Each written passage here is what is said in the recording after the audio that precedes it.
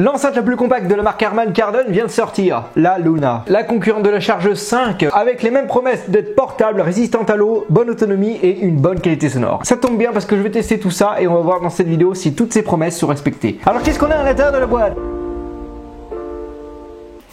Hop là! Oh, alors ça c'est hyper premium. Hein. Petit tissu qu'on peut refermer, une petite boîte où à l'intérieur se trouve...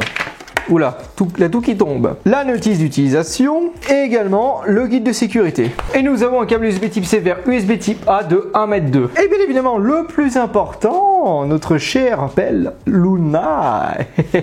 Salut ma belle, comment tu vas? À quoi ressemble cette enceinte?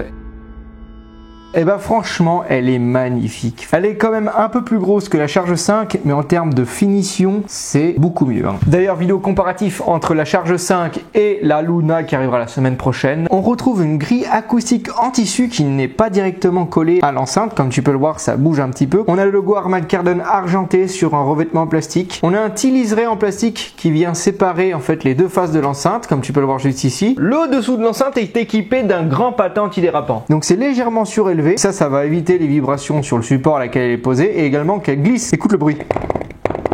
Sur le dessus, on est sur un revêtement en aluminium. Donc là, c'est du Harman Kardon. D'ailleurs, on peut voir que sur les côtés, on a un petit liseré argenté pour donner un peu plus de relief à la surface. Sur le dessus, on a également les boutons physiques Power, Volume plus moins, Play, Pause et Bluetooth. On a également des LED qui nous indiqueront le pourcentage de batterie et une LED à l'avant qui va clignoter bleu pour nous indiquer que l'enceinte est en mode appairage. À l'arrière, on a uniquement un port USB type C. Sur la version américaine, fera office de lecteur USB, mais sur la version européenne comme j'ai actuellement, servira uniquement à mettre à jour l'enceinte. On est sur une enceinte qui fait 21 cm de long sur 7,8 cm de large et 8 cm de haut. Tout ça pour un poids de 710 grammes. L'enceinte est bien évidemment disponible en deux coloris. Alors comment on peut écouter la musique sur cette enceinte?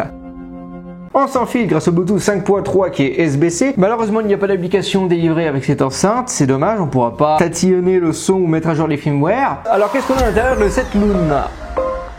On a une conception acoustique de deux voix avec un woofer de 25 watts RMS et un tweeter de 15 watts RMS. Pour amplifier tout ça, on a deux radiateurs passifs. En fréquence, elle descend jusqu'à du 60 Hz et monte jusqu'à du 20 kHz. Et en rapport signal-bruit, on est sur du 80 décibels.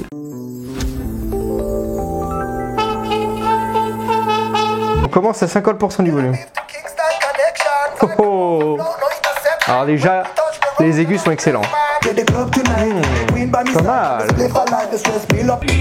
Ah, j'ai compris. Parce qu'au début, je pensais que les radiateurs passifs, ils étaient à l'arrière. Mais non, ils sont sur les côtés. Parce que je sens que les basses, elles sortent d'ici. Donc on est sur une même conception acoustique qu'une charge. On va monter un petit peu. Ah. On perd les basses quand même assez tôt. Hein.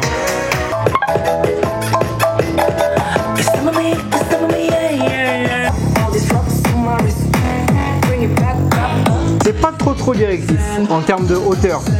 Et là, si je monte à fond sur du rock, attention, écoute. Et au lieu de modérer. Eh, ça va, ouais. On a des voix qui ressemblent plutôt bien. Ça va rester équilibré à volume modéré. Là, je suis à 15-20% du volume. C'est pas mal. Donc là, mon gros, on est à 100% du volume en extérieur.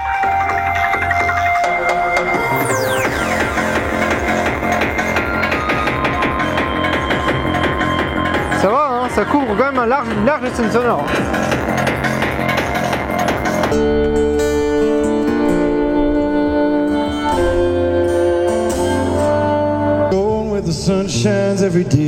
Là je monte. 100%. Ouais. Là je suis à 100. Là je suis à 100. Je vais mettre à 50. Là je suis à 50. Bon, tu vois là, à 50, on ressent plus la chaleur, on ressent plus le punch, enfin les basses.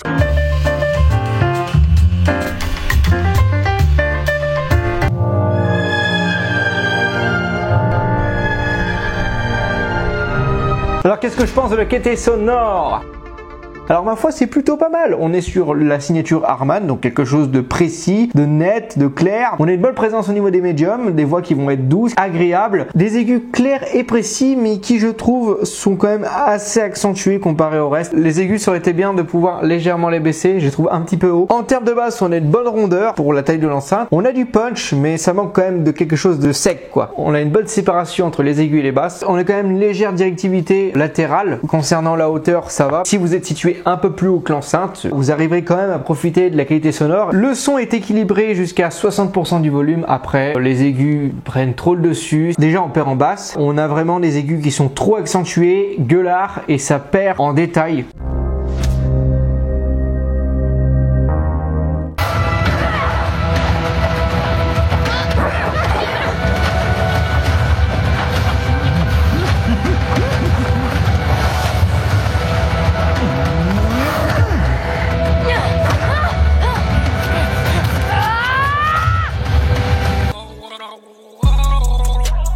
Ici Albert Reporter, aujourd'hui on va tester l'étanchéité de la Harman Kardon Luna, elle est certifiée IP67, c'est-à-dire qu'elle résiste à l'immersion dans l'eau sous 1 mètre de profondeur pendant 30 minutes et à la poussière. Là on va tester l'étanchéité, est-ce que vous êtes prêts, est-ce que vous êtes chaud? C'est parti.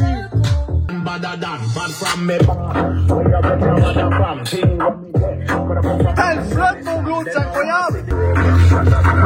Bon, test validé, il faut surtout pas recharger l'enceinte, sinon tu finiras comme le clo-clo. Combien de temps on peut écouter la musique avec cette enceinte? Le constructeur annonce 12 heures d'autonomie avec sa batterie de 4800 mAh, ce qui est ma foi plutôt pas mal, et annonce 2,5 heures de recharge, pour une charge de 0 à 100. Ce qui est ma foi plutôt pas mal. Pendant ces plusieurs jours de test, j'ai tenu 8 heures. J'ai trouvé que l'autonomie descendait assez vite. La majorité du temps, j'étais à 50% du volume. C'est pas mal, mais on n'est pas sur les 12 heures annoncées par le constructeur. Bon, est-ce que je vous conseille cette enceinte? Bon, après plusieurs jours de test, cette Luna m'a bien convaincu de par son design sobre et élégant et compact. Moi franchement, si vous en avez les moyens, je vous conseille cette enceinte de par sa qualité audio. Vous pouvez trouver mieux pour moins cher, mais en termes de qualité sonore, ça joue quand même un peu. Si t'es fan de la signature sonore Harman Kardon, tu ne seras pas déçu de cette Luna. En tout cas, dans 15 jours ou la semaine prochaine, comparatif entre la Luna et la Charge 5.